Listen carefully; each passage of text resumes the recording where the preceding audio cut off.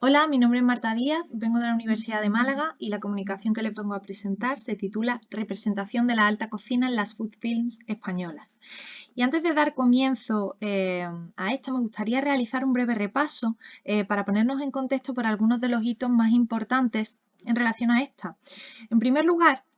es necesario tener en cuenta que a finales de los 60 y principios de los años 70 aparece la Nouvelle Cuisine en Francia, que daría lugar a nuevos fenómenos culinarios como la nueva cocina vasca en España, encabezada por Juan María Arzac, que marcó un antes y un después en la cocina de nuestro país. Todo este fenómeno comenzó a popularizarse en los años 80 con la producción de largometrajes de ficción, cuyo argumento se centraba en la cocina y en la figura de los cocineros. Años más tarde, autores como Anne Bauer catalogarían esta ola de producciones cinematográficas dentro de un nuevo género apodado food films, entre las que se incluyen títulos pues, como por ejemplo Tampopo o El festín de Babette. Más tarde, en los años 90, llegaría la cocina molecular, popularizada por Ferran Adrià, y empezaría a hablarse en todo el mundo de la cocina de vanguardia. Esto haría que en esta década empezasen a surgir numerosas voces en el ámbito académico y artístico que cuestionasen si la cocina, dada pues, bueno, las características que la apartan o que la desvinculan de la cocina tradicional, podría encontrar su hueco en el elitista mundo del arte. Y es a partir del año 2000, coincidiendo con el auge de algunos talents culinarios como MasterChef o Iron Chef, cuando se dispara el número de producciones cinematográficas de temática gastronómica a nivel mundial. Estas películas comienzan a centrarse mucho más en los entresijos de la profesión del chef, dedican secuencias a la técnica culinaria y ahondan en la exaltación de las emociones provocadas por la comida. Y estos resultan aspectos que no se habían tratado antes en la food films. Asimismo, cabe destacar que de forma paralela al incremento de estas producciones, tienen lugar dos acontecimientos que desvinculan la cocina tradicional de la alta cocina. Estos son la publicación del primer tratado de la estética culinaria y la participación de Ferran Adrià en la documenta 12 de Kassel en calidad de artista. De este modo se comienza a reivindicar la consideración de la alta cocina como una forma de arte a través de una amplia literatura. Destacan autores como Corsmeyers, Jacques Villard, Márquez, Minguet, Tortosa u Oliva Lozano, entre muchos otros. Así, entendiendo el cine como un creador del imaginario social y colectivo, el principal objetivo de este estudio se encuentra en conocer cómo las producciones españolas de índole gastronómica, cuyo discurso se centra de manera significativa en el tratamiento de la alta cocina, cómo éstas representan la relación alta cocina-arte que se ha venido reivindicando a lo largo de los años en el ámbito académico. Para ello, la metodología que se ha seguido ha sido en realizar, en primer lugar, una revisión literaria, tanto de estudios elaborados sobre las relaciones cocina-arte como de las relaciones cocina y cine de ficción, para posteriormente llevar a cabo una revisión filmográfica de las food films centradas en alta cocina, producidas en España, considerando aquellas en las que el protagonista llegue a ser o sea un chef, la localización principal sea una cocina, se hagan referencias textuales al trabajo de la alta cocina durante el metraje y se muestre la creación o recreación original de platos a través de primeros planos. En base a estas premisas, se ha escogido una muestra de 4 producciones españolas, que son Fuera de carta, Dieta mediterránea, Bon Appetit y Menú degustación, que he sometido a un análisis comparativo. Y he diseñado unas categorías de análisis inspiradas en una comparativa realizada por Hamilton y Todoli en su libro Comida para pensar, pensar sobre el comer, sobre la cocina creativa y las disciplinas artísticas que son las que aparecen en pantalla. De este modo, vamos a adentrarnos en los resultados de este estudio, pero no sin hacer una breve reseña de cada una de las películas que conforman este. Fuera de carta, por tanto, es una película dirigida por Nacho García Velilla que relata las peripecias de Maxi, que es un chef español propietario del restaurante Chantarela, cuya única preocupación se encuentra en conseguir o alzarse con la codiciada estrella Michelin, que bueno, puede ser entendida como el máximo galardón al que puede acceder un chef. Sin embargo, pues bueno, sus planes se truncan en el momento en el que tiene que hacerse cargo de sus hijos tras el fallecimiento repentino de la madre de estos. Así, el dibujo que podríamos hacer del personaje de Maxi es el de una persona arrogante, autoritaria con su brigada de cocina, lo cual desvelamos a través de un número bastante numeroso de diálogos entre estos.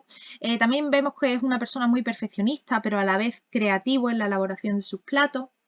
Y que posee una fuerte obsesión por conseguir una estrella Michelin para su restaurante, como ya comentaba, y esto último le atrapa en una profunda soledad de la que le cuesta salir. Este retrato que hace fuera de carta sobre el chef podríamos decir que nos resulta muy novedoso al espectador habitual de Food Films, ya que es muy similar al que podemos ver en otras películas de índole internacional como Ratatouille, American Cuisine o El chef, la receta de la felicidad. Por otra parte, marcada en el contexto de la crisis económica española del 2007, encontramos Bon Appetit, que personifica a través del chef Daniel la fuga de talento nacional a los países del norte de Europa. Y bueno, él se marcha a Suiza en búsqueda del éxito personal y social, ¿no? Que le atribuiría a trabajar como chef en un gran restaurante, y en esta película no solo se aprecia el funcionamiento de un restaurante de alta cocina, sino también el proceso creativo que envuelve a la construcción de un plato, ¿no? Así, Daniel posee un patrón de comportamiento muy parecido al de Maxi en Fuera de Carta, aunque bastante más moderado, teniendo en cuenta que él no asume el papel de chef, sino que realmente durante la mayoría del metraje es un cocinero. Pero en todo momento vemos el mismo ansia de triunfar y alcanzar el máximo prestigio en la profesión a través de la adopción en determinado momento, pues bueno, de una actitud bastante altiva con sus compañeros. En Dieta Mediterránea se plantea con una perspectiva de género la historia de Sofía, que es una mujer con ansia de convertirse en la mejor chef del mundo. Y bueno, la película nos presenta un repaso por la gastronomía y la cocina española desde los años 70 hasta aproximadamente el 2009, y ello nos permite conocer a bajo nivel cuál ha sido la evolución de esta en el tiempo. Además, se plantean las trabas a las que las mujeres han tenido que hacer frente para alcanzar un puesto de chef a lo largo de la historia, como aquellas referidas a la conciliación familiar. En Sofía podemos observar una sintonía con las personalidades de Maxi y Daniel en cuanto a creatividad se refiere. También podemos observar rasgos de arrogancia y de obsesión con la cocina, asunto que contrasta con la idea de la periodista Dragman, que asegura que las mujeres suelen complementar el rol de mothering con el de managing cuando trabajan en una cocina. Por último, de corte similar a la anterior, Menú Degustación se trata de una producción que bueno, está asesorada por el equipo del Celler de Can Roca en la construcción del discurso gastronómico, y aborda el último servicio del restaurante Chacula, que es un restaurante de 3 estrellas Michelin que decide cerrar al público en el momento más álgido de su carrera. Y bueno, se trata de un claro homenaje al restaurante El Bulli del chef español Ferran Adrià. En cuanto a Mar, pues bueno, esta es la chef que protagoniza Menú Degustación. Su carácter se presenta, la verdad, que mucho más calmado que el de sus compañeros de categoría, y además observamos cómo busca colaboración con el resto del equipo cuando se encuentra en un momento de crisis creativa. En otro sentido, decía el director de la documenta 12 de Kassel que la presencia en calidad de artista de Ferran Adrià en la muestra obedecía que el cocinero había conseguido crear un lenguaje propio. Y entonces yo me pregunto cómo entienden los chefs de las producciones españolas la cocina, o mejor dicho, la alta cocina, ¿no? Así, en Fuera de Carta, vemos como Maxi la entiende como una experiencia, un lenguaje, una forma de estimular los 5 sentidos e incluso como una innovación. Características que comparten Sofía y Mar en Dieta Mediterránea y Menú Degustación, respectivamente, ¿no? Y en Bon Appetit las referencias son menores, pero Daniel hace alusión a la cocina también como una forma de comunicar a través del uso de la imagen. Nuestra segunda categoría, que es el proceso creativo, está marcada por las aportaciones de Hamilton y Todoli, como comentaba, que lo definen como el proceso que nos lleva desde la concepción de una idea a la que se da forma a través de la manipulación de unos materiales, a un resultado final que busca estimular los sentidos del espectador. En todos los largometrajes analizados se incide en el proceso creativo que atraviesa un chef para crear sus obras, y debemos distinguir 3 momentos clave: el de la concepción de la idea, la elaboración del plato y el emplatado. En cuanto a la concepción de la idea creativa, quizás sea Fuera de Carta la que resulte más pobre en este sentido, ya que se centra más en acentuar los rasgos del chef Maxi y su personalidad, que en el proceso creativo. Parece como que a Maxi le surgen las ideas por naturaleza divina y en ningún momento le vemos trabajar en un concepto o en una idea creativa. Por lo contrario, en Dieta Mediterránea sí que vemos esto. Sofía es una película en la que se le da gran importancia a la concepción de la idea creativa. Vemos a Sofía atravesar un proceso de frustración y agudeza mental continuo durante todo el metraje y bueno, la vemos experimentar con instrumentos y utensilios asociados a la cocina de vanguardia, como sifones, ollas de presión, utilizando técnicas como la esferificación, los aires, las espumas e incluso en una de las escenas las vemos enterrar un trozo de carne en la búsqueda de nuevas texturas.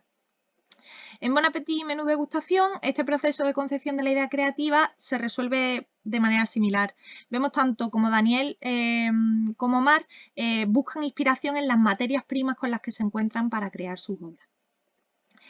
En relación a la elaboración del plato, en todas las películas encontramos referencias visuales y textuales al respecto de la materia prima para la obtención de un resultado perfecto. Es un aspecto que bueno, se percibe con completa unanimidad en todas las películas. Aún así, solo algunas inciden en recrear una receta completa durante el metraje, como es el caso de Bon Appetit y la imagen que vemos a la izquierda. Por último, en cuanto al emplatado, de nuevo, en todas las películas se dedica especial atención a este aspecto. Tenemos que considerar que este supone la materialización de la obra de arte y para ello se emplean primeros planos que nos muestran creaciones en las que reina la armonía entre colores, formas y texturas, incluso la utilización de recipientes no convencionales, como en el caso de Menú Degustación. La tercera categoría de análisis es la degustación